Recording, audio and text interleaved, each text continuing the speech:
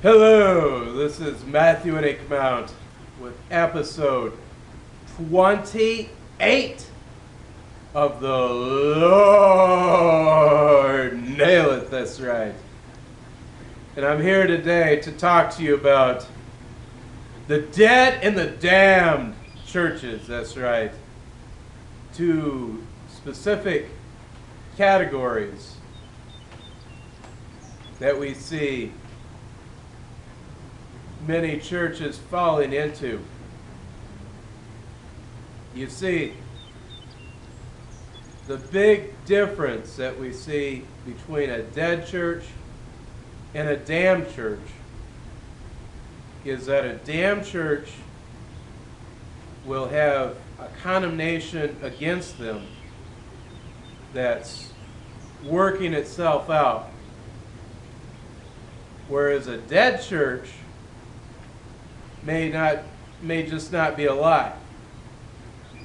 For example, everything that's alive grows. If it's not growing, how can it be alive? Well, it may not be a growth of membership. It may not be a growth in terms of monetary wealth. It could be a spiritual growth that a church needs. And if, for example, you've got some sort of growth, and let's say a good growth, then we could say that church is alive. If, however, it doesn't have any growth, then we would assume that it's been cut off. Because with the promise of Jesus Christ, if you abide in me, you will produce much fruit. The idea is that if people abide in him, then there's a promise of fruit. Well, if a church has been cut off, then it's dead. And it's not producing fruit. Now, you might see a lot of churches like this. Let's say they may be very, very old churches. Sometimes what happens is, and I've seen it before, is that you get a whole bunch of guys together, you round them up, and they all speak out at the pulpit against the youth. Or they speak out from the pulpit against a certain sector of society, just constantly railing on them, to the extent that those people don't go there, when in fact those people may have been the only thing that was alive, or the only hope for future growth.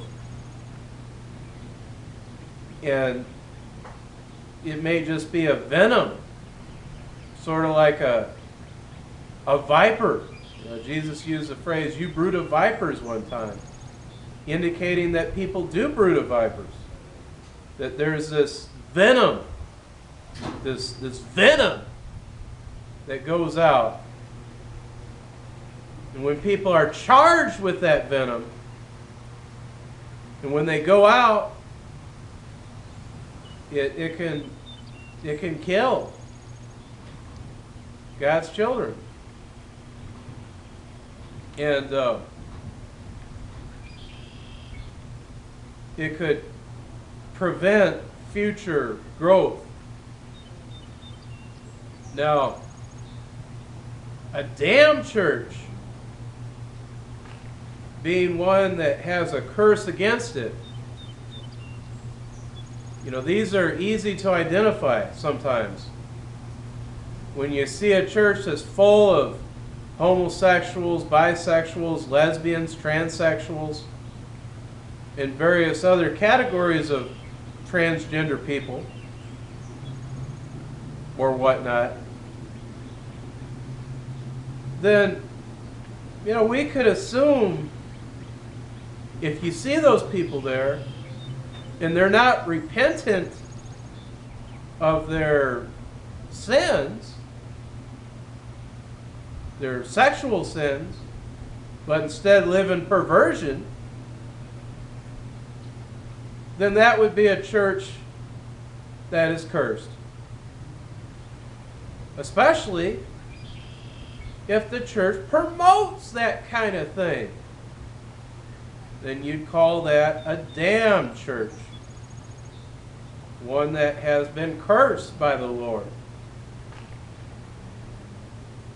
It's been cursed because what we see in the Scripture is that when people worship living creatures, the work of their own hands, that kind of thing, false gods, then God hands them over to a depraved mind.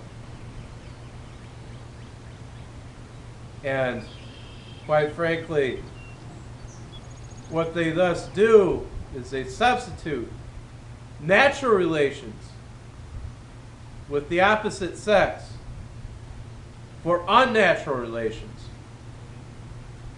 showing a condemnation in themselves. You see, natural relations produce fruit. You may have heard the term fruit of my loins to refer to children. That's the kind of thing that a natural relation will produce. A natural, human, intimate relationship between two married people that are husband and wife and are different genders. Having the appropriate genitals will produce children. They will produce the fruit of their loins. That's right. But when you see a damned church, you don't see that kind of thing, per se. What you may see instead is you might see a man in a pink dress kissing another man in a pink dress. And they're both making out. And quite frankly, that is a relationship that does not produce fruit. And if it does produce fruit, it would be nothing more than poison berries. That's right. You might know what it's like in the woods. If you've ever done any sort of exploration, to see a hedge or a bush or something that's got some nice little berries on it, where it certainly looks like fruit. You might say, I wish I'd like to have one of those berries. You might desire it. You might say, if I only had a cherry red berry, ha ha ha, then it would make me so happy. You might say, those cherry red berries look so delicious. If I only had a cherry red berry on the tip of my tongue and could eat it, then it would be so delicious. But those cherry red berries that you see, if you eat one of those cherry red berries, you might not notice how dizzy you might become. You might not notice that you're becoming faint. You might desire more cherry red berries. You might say, I want all the cherry red berries. You might just be like, oh, cherry red berries. You might stick out your tongue and just want to lap up those cherry red berries off that poisonous bush. You might like, cherry red berries. berries! But you know what? When you eat that first cherry red berry, and it poisons you, and you take that into your substance, and it makes you a little bit faint, and you think it was so delicious and you want another one, then it's at that time